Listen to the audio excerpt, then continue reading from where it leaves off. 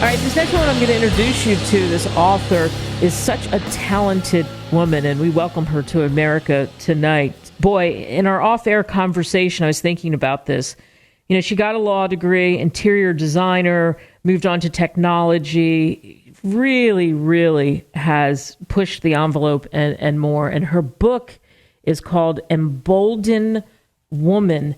Think about that. Embolden Woman, Unapologetically Me. Of course, you can get the book on Amazon, Apple, Google, Ingram, Spark, all those great places. And she's got a website, too. I'll throw it out at the beginning, emboldenwomen.com.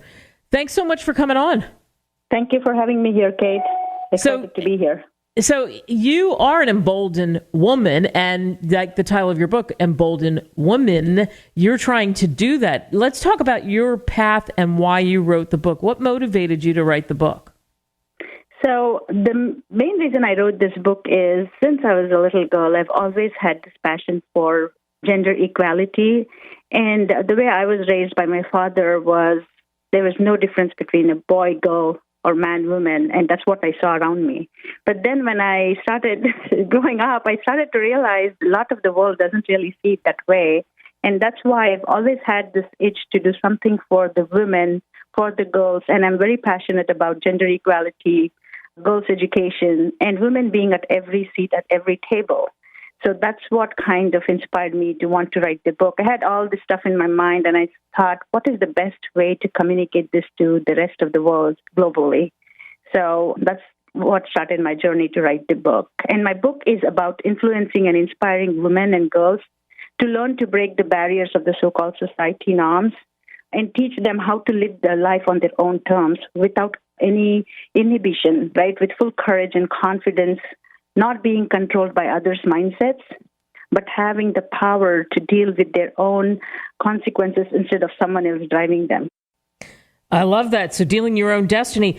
And tell us more. That's great. You told us a little bit about the book there by saying that. How do you break those barriers, those norms? And of course, they can get the book and they'll be able to go really deep on this. But give us a little bit of some of the tools that you say that can help with confidence, etc. Yeah, so my book, I have broken them into different chapters. Like it starts with the first chapter where you start to analyze yourself, focus on your own mind of understanding your own subconscious biases, dealing with emotional intelligence, how you see people in front of you, understanding the subtle messages that people pass around for women. A lot of the time, women are not even fully aware of when they're getting discriminated or when they're not being given that equal opportunity, right? So my first chapter is all about opening the minds. And then from there, I get into the thought process of, it's always easy to fight one or two people, right? Fighting a mind is easier than fighting the mindset. Then I get into explaining how do you really deal with the mindsets. And I use a lot of real-world examples of myself, my siblings, some friends or people in the community have worked with, and how they have kind of broken that barrier. So you get some tools in that. And each chapter has like a problem statement of what we need to look for, and then I explain the action and how we can be the fighters instead of the victims, and then how you can master those techniques. That's my pattern in each chapter, and I focus on work-life balance, on self-efficacy, confidence, courage, empowering and uplifting women. So that's how the chapters weave in. There's a chapter that focuses on how to maximize your opportunity with every failure, right? Failing is not bad, but how you learn from the failure and move on in life, I hope focus on that, which is not just for women, even for men, but heavily focused on why society is failing women, how society can get better at that with that agile mindset, have that concept in there. And then I also talk about the talents, the strengths, the power of education for women, why it is so important, and all different ways how different people in different parts of the world fight for that basic right to get educated. And sometimes we who are in discomfort zone take it for granted, but there is a lot we can do as women to support one another, help empower and enable each other. And that's where each chapter focuses not just on you, but how can you be a better support system for others? And you don't have to be a celebrity. You don't have to be a well-known public figure to help another woman. There's always people around us who are examples of that, and we can be that as well.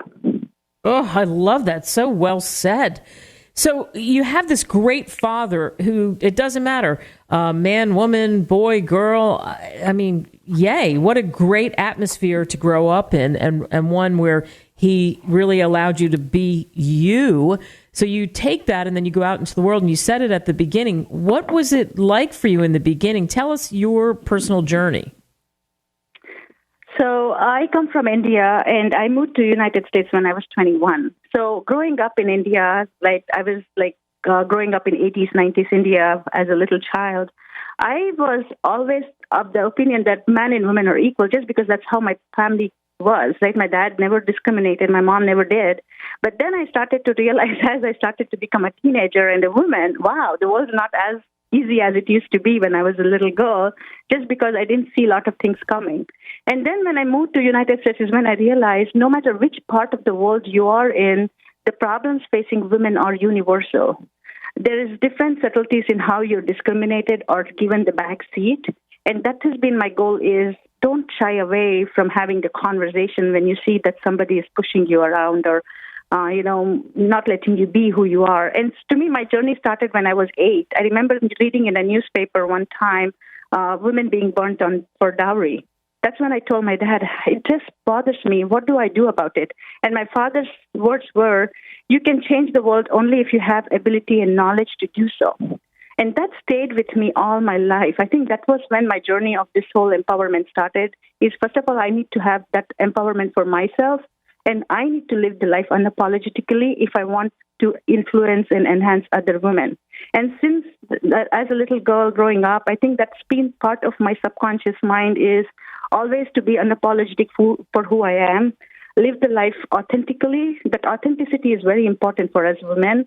And I feel like my whole journey has been that, be it growing up in India, going to school, participating in different competitions. Debate was my major focal point as I was growing up because I felt like I'm always having my voice.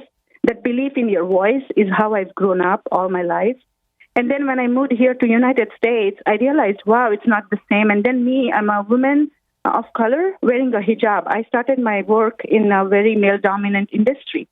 And I started to realize things that I didn't think were easy all the time for women to deal with. But for me, it's all about having that conversation. Instead of feeling victimized or instead of taking a back seat, open up yourself to have and challenge the people and have the conversation. So all my career of 25 years, I have always sought out opportunities for myself.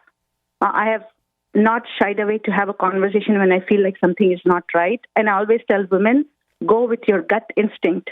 If something is wrong in your gut, you know something is wrong. Don't believe that you have to pretend and just go along with things. So that's how my life journey has been, be it in personal life or professional life, being unapologetically who I am. Not that I don't want to apologize if I make a mistake, but the point is accept me for who I am. I don't need to change for me, for my authentic self, to please and appease to the world.